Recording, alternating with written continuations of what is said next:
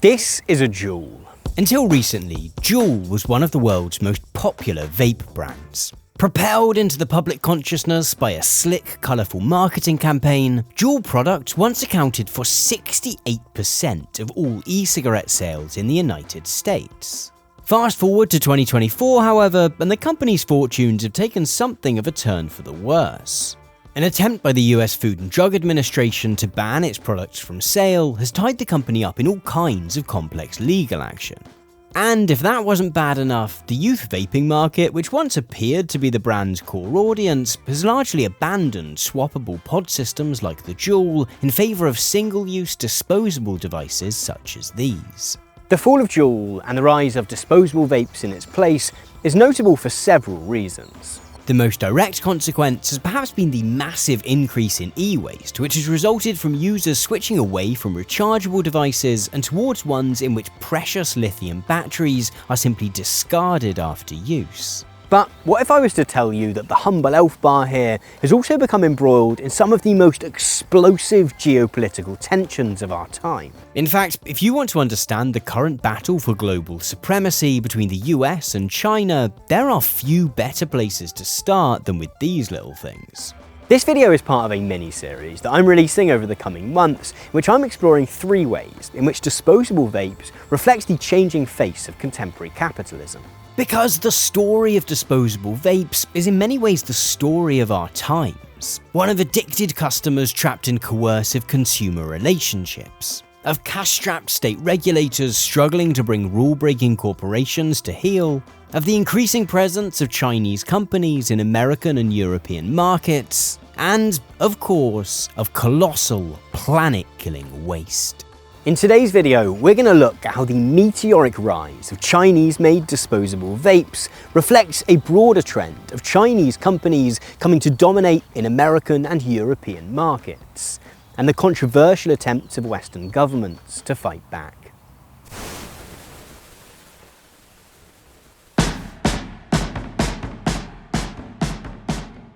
The main focus of today's video is going to be the Elf Bar, which is designed, made and sold by a Chinese company called Shenzhen iMiracle Technology. But to understand the significance of these devices for global trade, we're going to need to talk for a moment longer about the Juul. Because at its height, Juul was almost the stereotype of a modern American company. Much of its success among both investors and customers came from the decision to present itself not as a maker of medical devices, but, like many of the US's other top companies, as a tech startup. An early write-up of the Juul described it as the iPhone of e-cigs, and this was an image the company was happy to live up to. It wasn't only in the sleekness of its product and marketing that Juul was like Apple though. If you happen to have an iPad lying around, do me a favour, go and grab it and take a look at the back. At the bottom, you'll find 8 words which perfectly sum up the prototypical vision of how the modern, globalised corporation is supposed to work. Designed by Apple in California, assembled in China. See, if we were to associate Apple with any physical place, it would undoubtedly be Silicon Valley, the tech hub in Northern California in which the company has been based since its founding.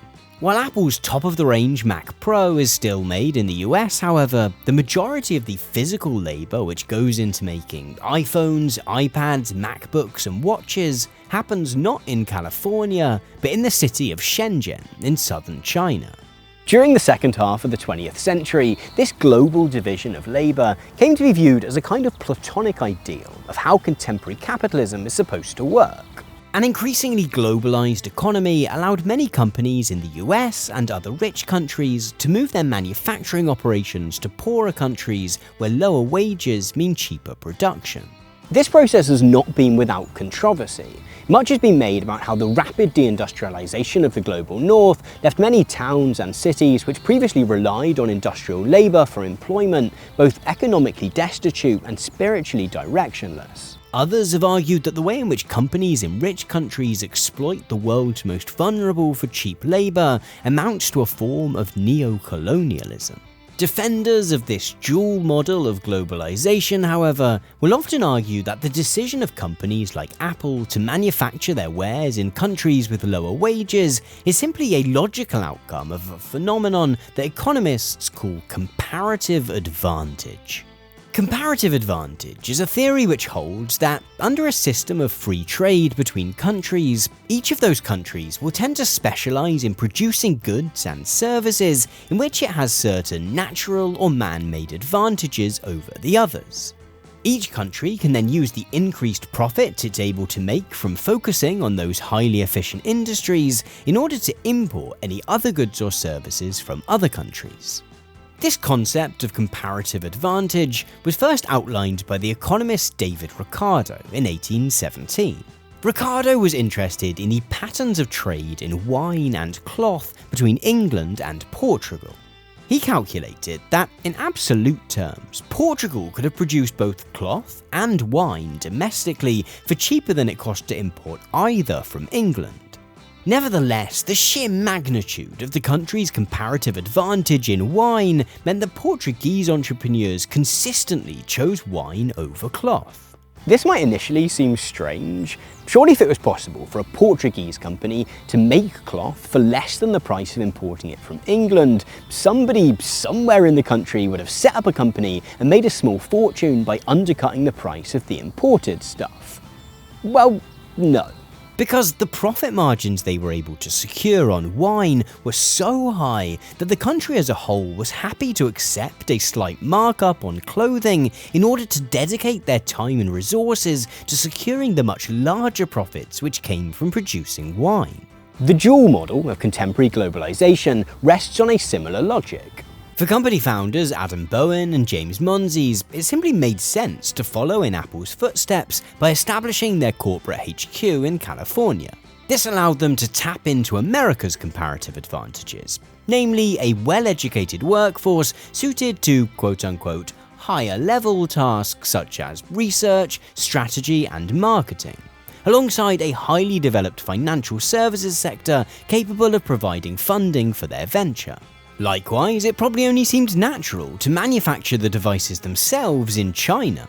In so doing, they were simply making use of China's comparative advantages, mostly cheap labour, a lax approach to worker safety, and a ban on independent unions, all of which served to make manufacturing stuff in China far cheaper than elsewhere. Of course, the result of this global division of labour was that most of the hard, dirty work of manufacturing jewels was being farmed out to Chinese factory workers, whilst most of the reward for the device's success were being reaped by executives and shareholders in the US. But it's fair to say that this isn't something that was unique to Juul. It was simply the default business model of modern, globalised capitalism.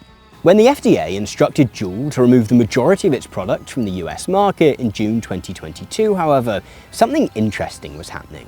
As this article in The Guardian noted at the time, many of the underage vapors the ban was supposed to protect had already begun to move away from Juul and towards using single-use disposable vapes instead. And these devices weren't designed in California and assembled in China.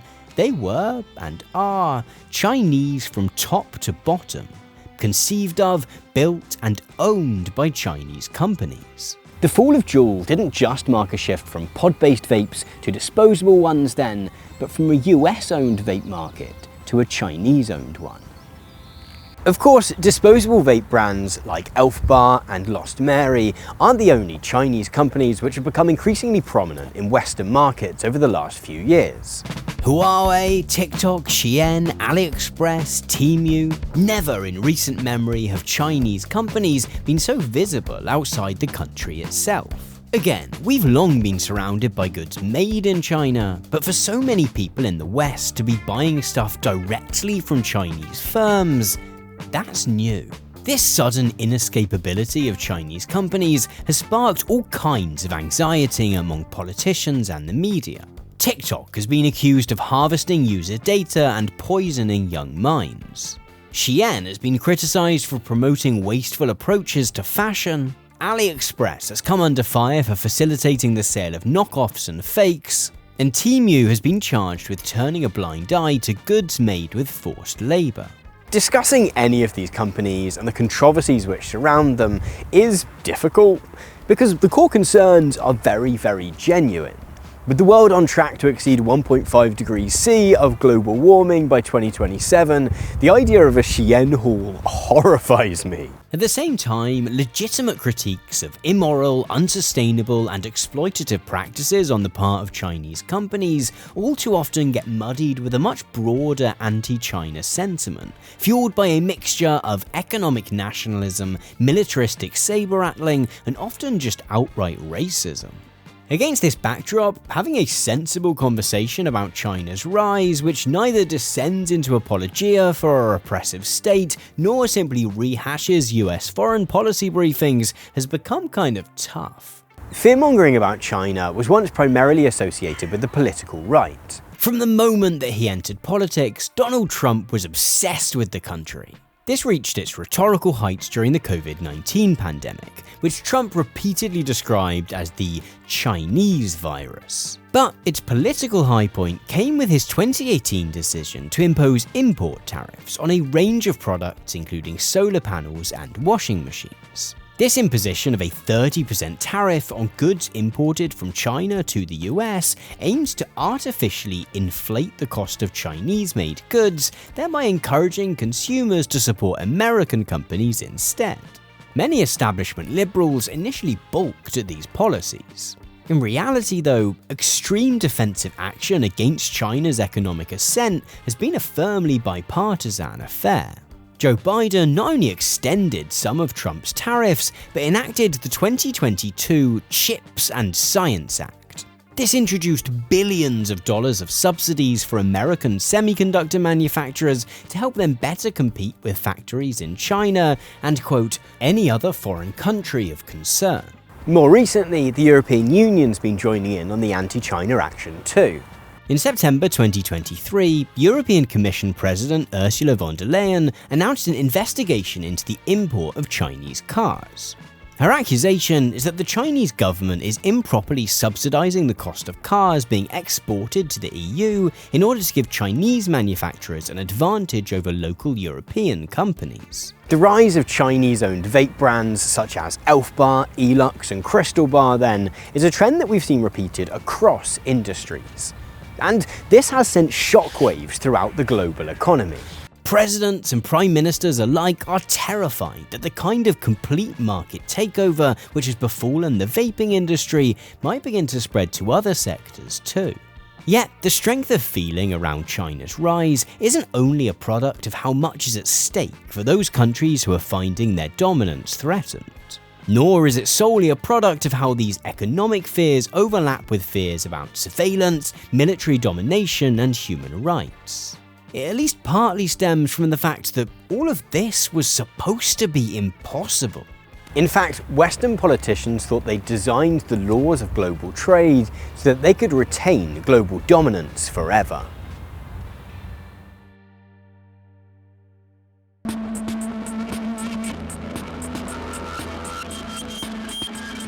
The footage you're currently watching was shot in Seattle in December 1999. This eclectic band of punks, hippies, environmentalists and trade unionists had descended on the city for 4 days of mass protest and direct action. Before long, however, confrontations between protesters and police spilled over into a display of mass chaos, which soon became known as the Battle for Seattle. The protesters had gathered to try and disrupt the third meeting of a body called the World Trade Organization. Established in 1995, the WTO is charged with attempting to bring a level of transparency and stability to global trade. In some respects, it operates as a kind of trade-based equivalent of the United Nations. If two countries have a disagreement over who should be allowed to sell what within each other's borders, the WTO provides a forum in which they can make their arguments in front of a judge and come to a resolution. One key way in which the World Trade Organization differs from the UN, however, is that the UN brings together countries with vastly different political systems. Delegates from Norway sit in the same room as delegates from North Korea and Saudi Arabia. Membership of the WTO, however, is different. Because membership of the WTO requires a country to embrace certain aspects of what's often called free trade. In order to understand the supposed benefits of free trade, we need to return to that concept of comparative advantage we discussed earlier. As a recap, this is the idea that under a system of unrestricted trade between two countries, each of those countries will tend to specialise in producing whichever goods and services in which it is most efficient. And then it will make up for a lack of the goods and services it's less efficient at by importing them from the other country. But the theory of comparative advantage is more than just a fun bit of economic jargon you can use to impress people at parties. It is, in fact, a theory which conceals an argument. That argument being that if we want our global economy to be as efficient as possible, we should make it as easy to trade across borders as we can. Over the past 70 years, the pursuit of this kind of free trade has been the explicit goal of much international diplomacy. Organisations like the European Union and treaties such as the North American Free Trade Agreement have made the cost and difficulty of selling goods and services between participating countries pretty negligible. It's the World Trade Organization, however, which has become free trade's biggest facilitator across the world. In fact, it's precisely because of the free trade principles that World Trade Organization members must adhere to that I was able to buy this Chinese-made disposable vape in a corner shop here in the UK. But if the World Trade Organization is the global guardian of free trade, and free trade has the ability to make the world more efficient and prosperous, why were all those people protesting it? Well, the theory of comparative advantage might be correct in showing us that reducing barriers to trade makes the global economy as a whole more efficient. The problem is that the kinds of comparative advantage which shape contemporary international trade are often deeply unjust. Earlier on, we looked at David Ricardo's example of Portugal having a comparative advantage in wine production. This advantage was, at least in part, a result of Portugal having a naturally occurring optimum climate for growing grapes. But when we applied this same lens to the making of Juul devices, we suggested that China's comparative advantage today was a low cost of labour. And that's just not really the same thing, is it? There is a massive gap between a country specialising in an industry which makes the most of its sunny weather and a country specialising in an industry which makes the most of its citizens being poor.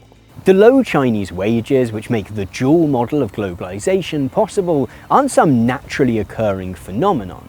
Neither is the presence of highly educated graduates or wealthy investors in the US. All of these things are the product of very specific histories of war, colonialism, slavery, climate change, migration, and sometimes just downright good and bad luck. In fact, the economist Ha-Joon Chang has argued that one factor which enabled today's rich countries to become rich is that for a long time they were highly skeptical of free trade. Rather than freely allowing foreign companies to do business within their borders, they have all been through periods in which they were highly selective about who they traded with in order to protect their domestic industries. Chang raises the example of noted rapper Alexander Hamilton, who, following the American War of Independence, argued vigorously for the introduction of import tariffs on foreign textiles and iron. At the time, these industries in America were far too young and inefficient to compete with cheap imports from Britain. But Hamilton argued that artificially raising the price of those imports by imposing heavy taxes on them would shield those industries from British competition and give American textiles and iron the opportunity to become efficient enough to compete on their own terms in the future. And it worked. 100 years later, America was a global powerhouse, surpassing Britain in both these sectors and more.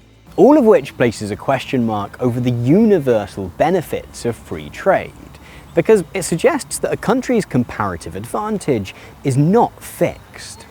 By strategically protecting certain industries from foreign competition, post-revolution America was able to change what its comparative advantage was, transforming itself from a largely agrarian economy into an industrial and financial giant. As the title of his 2003 book, Kicking Away the Ladder, would suggest, Chang has argued that rich countries forcing poorer countries to sign up to free trade deals, such as that administered by the WTO, has the effect of blocking them from using similar methods to improve their economic circumstance. Free trade between countries at similar levels of development might be perfectly equitable, but imposing it upon developing countries is often just asking them to accept that low wages will be their competitive advantage forever. The end result is an ossification of global inequality which naturalizes that Juul model of globalization, creating the illusion that America having all the fun corporate jobs and profits, whilst poorer countries are forced to do all the hard, dirty, often dangerous work of manufacture, is simply some kind of natural state of being. It was this embedding of inequality, among other things, which drove those tens of thousands of protesters to descend on Seattle in 1999. And the unrest which followed made the evening news on channels across the world. Their core complaint, that the World Trade Organization serves to exacerbate global inequality, however, was a position which slowly faded from view. The WTO came to be viewed by many as simply a neutral arbiter of global trade, a facade which served the rich countries who benefited from it well. That is, until China came along and began to use its power to plunge the whole entire project into chaos. China was pretty late to the World Trade Organization party, which is perhaps no surprise. This is an explicitly free trade, free market institution, and China's probably not the first country which comes to mind when you hear either of those words. Since the 1970s, however, the country has been on a journey of economic reform, in which it's increasingly opened itself up to trade with other countries. And in 2001, that journey resulted in it being accepted as the WTO's newest member. It might seem odd that the leaders of the Chinese Communist Party were so keen to join this deeply capitalist institution, but what's likely even more shocking is that the US passionately supported their application to do so. Then President Bill Clinton hopes that deeper integration into the global economy would allow China's leaders to see the benefits of capitalism and democracy for themselves. Of course, existing WTO members also had more selfish outcomes in mind. China has the largest population of any country on Earth. Letting them join the club thus added an additional 1.2 billion people to each country's potential export market. As important, getting China on board would allow multinational corporations in the West to make further use of the country's cheap workforce. For the first decade or so of China's WTO membership, things appeared to be going to plan. Tariffs on goods imported into China dropped from an average of 32.2% in 1992 to just 4.8% in the early 2010s. On the flip side, a recent study by researchers at the London School of Economics found that cheaper consumer goods made possible by the increased use of Chinese labour almost immediately boosted the spending power of American households by $1,500 a year. No one benefited more from China's membership of the WTO, however, than China itself. Prior to joining the body, more than 45% of the country's population was living in extreme poverty. 20 years later, that figure was just 0.14%.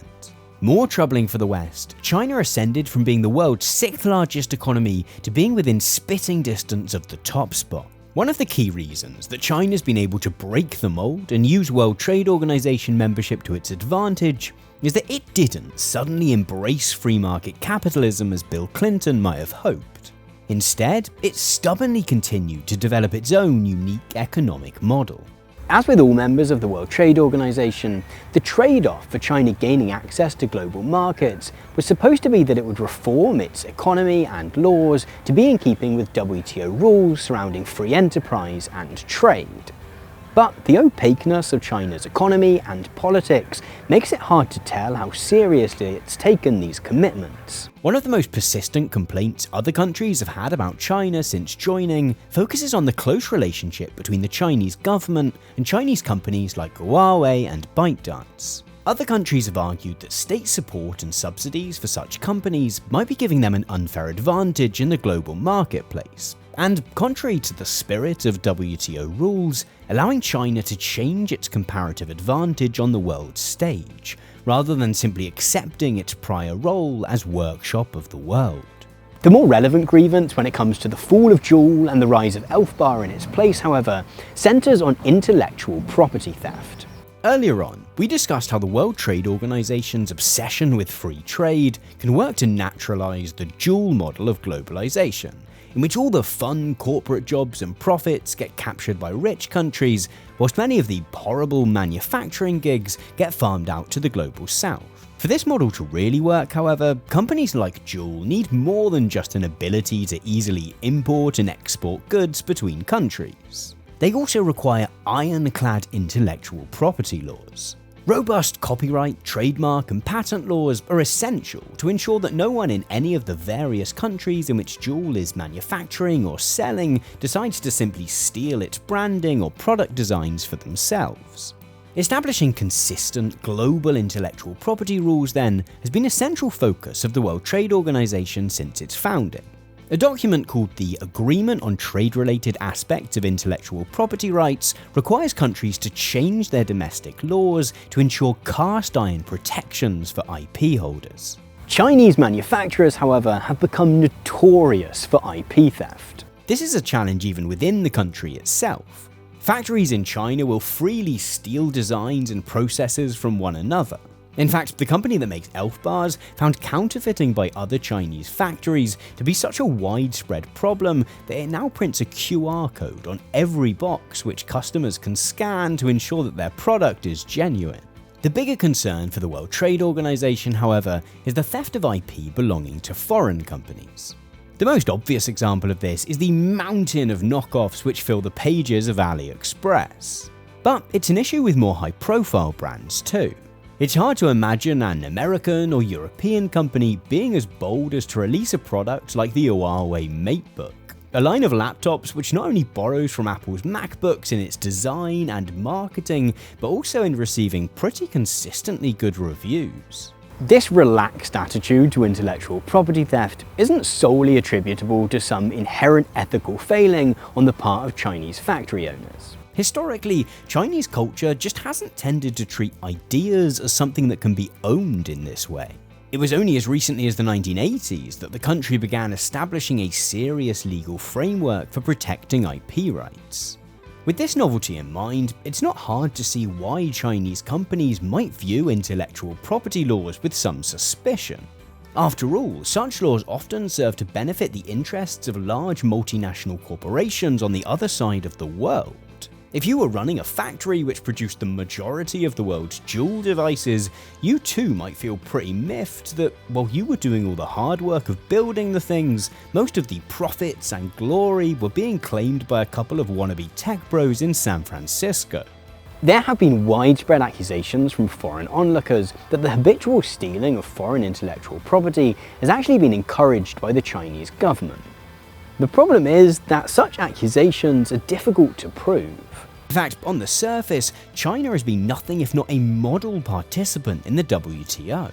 It has, like most other large companies, been involved in regular disputes, but even skeptical observers have noted that where the country has been found to have broken WTO rules, it swiftly complied with any recommendations. Where China has really created friction is in the disputes that it's filed with other countries, particularly the US. Because for much of the life of the WTO, it's been pretty hard for developing countries to effectively challenge the interests of the US and other rich countries. Mounting a case takes time and money, which poorer countries simply don't have. And even where they have been successful, the US has sometimes simply ignored the rulings. For all its faults, however, China has enough resources, power, and influence to actually hold America to account. Over time, the country has become increasingly successful at challenging US trade laws which restrict the import of Chinese goods. In 2018 alone, China filed 5 separate disputes against the US, accusing it of implementing quotas and tariffs which contravene WTO rules. America's response has been to have a complete and total meltdown. In 2016, the country began a strategy of repeatedly blocking the appointment of new judges to the appeals court of the World Trade Organization's dispute resolution system. This has left this organization, which governs global trade, almost entirely powerless. If any country, including the US, loses a dispute, all they have to do is file an appeal, and the lack of any judges to rule on that appeal means they can carry on with imposing rule-breaking quotas or tariffs regardless. All of which is kind of ironic. During the period in which the World Trade Organization largely served to uphold the interests of America and American companies, the country heavily promoted it as an effective arbiter of the global economy.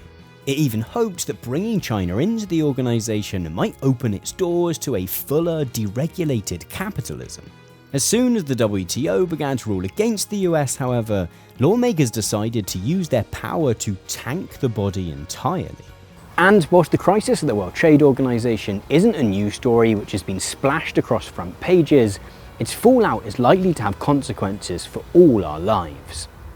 The fall of Juul and the rise of the Elf bar in its place is thus an echo of a seismic shift which is currently taking place in the global economy. For decades, the Juul model of globalization has largely been taken for granted. Many came to believe that it was simply right and proper that products should be designed and marketed from fancy offices in America and Europe, and then made in countries such as China, where low wages made manufacturing cheap. Economists even used warped interpretations of comparative advantage to imply that this was some kind of natural scenario. Like many countries before it, however, China has lately decided that it's had enough of simply being the workshop of the world and resolved to make itself the boardroom of the world as well. After all, why should its industry simply make products for companies in other countries to profit from? Thus, the Juul model has come under threat from the Elf bar model of globalization, in which Chinese companies have taken back control over the goods they make and are able to view Americans and Europeans not as corporate masters, but instead simply as customer bases for exported goods. The response that Elf bar and other Chinese vape brands have had to the wave of proposed and existing bans on disposable vapes in various countries is also likely illustrative of future trade turmoil. Because at time of recording, Elf bars are officially illegal in the US. Customs agents are under instruction to seize any incoming shipments of the devices at the border. But the chaos of the new normal in global trade is reflected in the fact that the company who makes the Elf bars has managed to skirt this ban by simply changing the name of its product. As such, Elf bars, now called EB Create, continue to be widely available. Whether it's through lighting a bonfire under the World Trade Organization or imposing tough new import tariffs, Western governments clearly aren't taking China's rise to economic supremacy lying down. And that's perhaps understandable, but whilst the inequalities embedded in the WTO system were due some heavy criticism, its breakdown is unlikely to immediately lead to some more just global settlement. The collapse of the global trading system that we've come to take for granted is likely to make it much harder to get a hold of foreign-made goods, and to make those that one can get a hold of much more expensive. That's if all these trade wars don't lead to an actual war before then. As I mentioned near the top of this video, this is the second installment in a series of videos that I'm currently releasing which use disposable vapes as a jumping off point to exploring 3 powerful trends which are currently reshaping the global economy.